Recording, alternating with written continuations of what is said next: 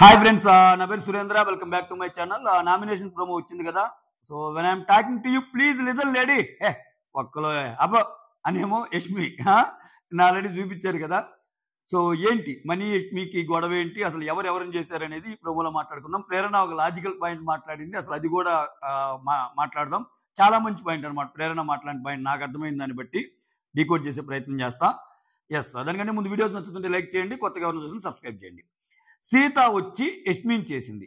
నువ్వు ఏ టాస్క్ అయినా కొంచెం ఎక్కువ డామినేటింగ్ గా వాయిస్ రేజ్ చేసి మాట్లాడుతుంటావు, అది నచ్చదు అంటే యష్మి అంటది నేను ఎప్పుడు డామినేటింగ్ గా మాట్లాడలేదు, నేను అసలు ఎవరిని అలా బిహేవ్ చేయలేదు అంట. ఏమలా బిహేవ్ చేయలేదా? ఫస్ట్ వీక్ లో నామినేట్ చేసింది ఇంకా మైండ్ లో ఉందంటే, ఎందుకంటే సెకండ్ వీక్ లో యష్మిని నామినేట్ చేయడానికి నామినేషన్ లో లేదు.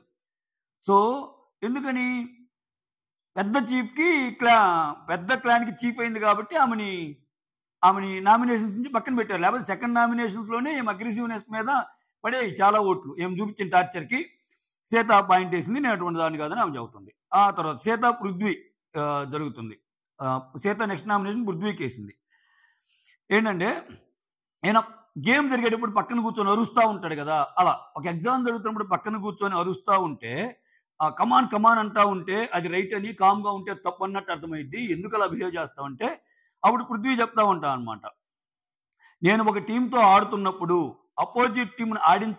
అపోజిట్ టీంని ఓడించాలనే ఆడతాను, దట్స్ ద గేమ్ హియర్ కదా, అదే కదా నేను చేస్తుంది అన్నట్టు అంటాడు.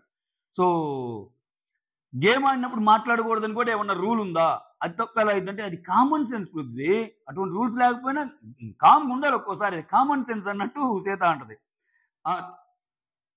ఆ తర్వాత మణికంఠ వచ్చి యష్మిని చేస్తాడు. ఏం చేస్తా అంటే ఎవరికి గిన్నెలు గడుగుతున్నారో ఎవరికి గిన్నెలు గడగట్లేదు ఏమి చూడటం లేదు నువ్వు, అదే లగ్జరీ బడ్జెట్, అదే లగ్జరీ రూమ్ వచ్చి పెద్ద క్లాన్కి అయినప్పుడు అసలు నువ్వు ఆ విషయంలో కొంచెం నువ్వు తీసుకునే డెసిషన్స్ సరిగా లేవు అన్నట్టు చెప్తానమాట. అప్పుడు యష్మి అంటది, అవును మేము లగ్జరీ టీం కాబట్టి మాకు లగ్జరీ టాస్క్ వచ్చినప్పుడు ఎవరికి గిన్నెలు గడగాలి ఏంటి అనేది నా ఇష్టమయ్యా, ఏంటి నువ్వు అన్నట్టు చెప్తుంది.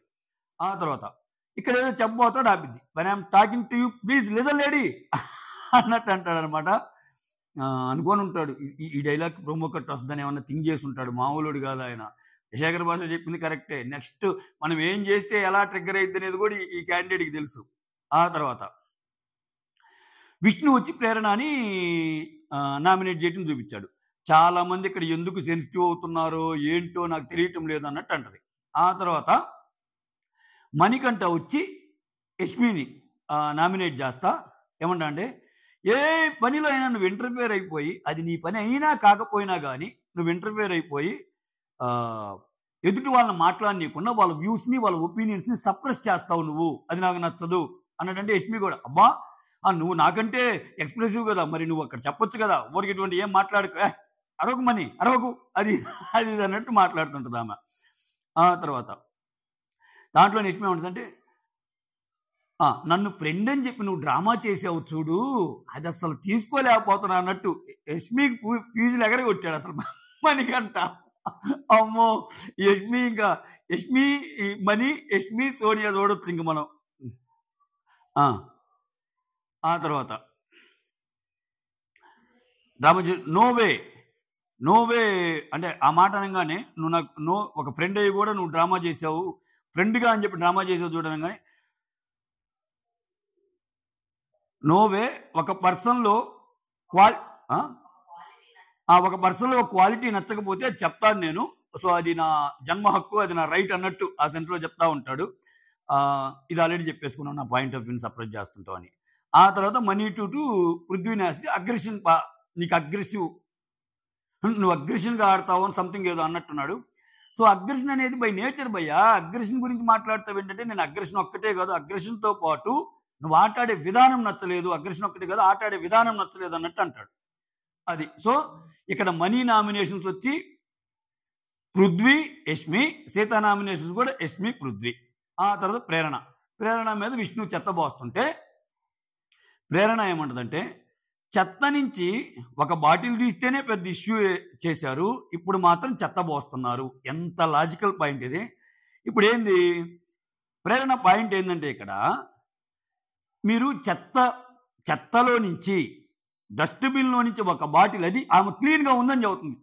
క్లీన్ గా ఉన్న బాటిల్ అక్కడ పెడితేనే అసలు అది ఎంత హైజీనిక్ గా ఉంటామో అటువంటి చేస్తే ఎలా, చాలా తప్పు కదా, అది ఇది అని అందరూ మాట్లాడారు కదా, ముఖ్యంగా సీత వీళ్ళందరూ. సో ఇక్కడ ఏకంగా చెత్తనే తెచ్చి పైకి పోసుకునే టాస్క్ ఇచ్చాడు కదా బిగ్ బాస్. ఇంకా ఇప్పుడు ఇది ఎలా, ఇది హైజీనిక్ ఇవన్నీ ఉండవా? అంటే బిగ్ బాస్ హౌస్ లో ఇవన్నీ కామనే కదా.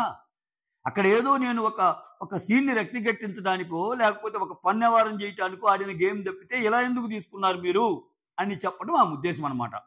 సో అర్థమైంది కదా. మొత్తానికి ప్రేరణ ఏం చెప్పాలనుకుంటుందంటే, మీరు అంటే ఈ నామినేషన్లే చెత్త నామినేషన్ అయినప్పుడు ఇది ఎట్ట భరిస్తున్నారు, హైజీనిక్ కాదా ఇది, ఇది చేస్తే ఇది కాదా, చెత్త బుట్టలో తీసిన బాటిలే అంత అయితే కంప్లీట్ చెత్త ఇంకా పైన వేసుకుంటే ఇంకా అది ఇది కదా అనేది ఆ పాయింట్. లాజికల్ గా ఆలోచిస్తే పాయింట్. అబ్బా ఏం చెప్పావు, అదే అదే మేడం ఏం చెప్పారు అంటున్నా అన్నట్టుంది ఇది. చాలా బాగా చెప్పింది ప్రేరణ. జోక్స్ అబౌట్ ఇది. చూద్దాం ఇంకా ఎలా ఎలా వెళ్తావు. ఇది promo review. That's all. Thank you so much. Signing off me Surendra.